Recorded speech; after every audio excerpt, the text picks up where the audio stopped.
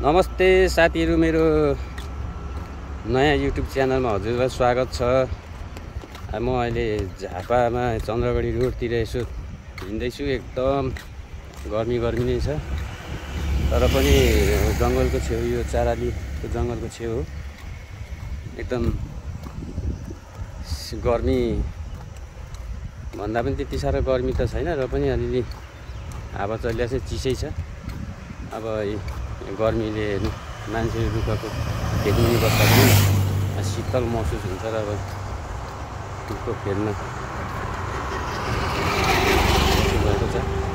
अब यो एरिया चाहिँ भनेको एकदम चाराली चन्द्रगढी जाने रोडको एकदम हात्ती आउने ठाउँ हो। यहाँ चाहिँ एकदम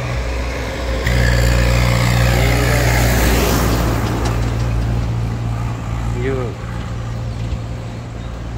वैशाख जेठ असार अलि त्यस्तै धानहरू मकैहरू भएको बेलामा चाहिँ एकदम हात्ती निक्लिने ठाउँ हो। हात्तीलाई नआओस् भनेर अब विद्युतीय जडान पनि गरेको छ।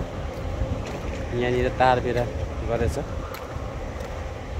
तर अलिक केही रोकथाम त हुँदो रहेछ, र पनि आउने क्रम चाहिँ हात्तीको जारी नै छ। एकदम घना जङ्गल चाहिँ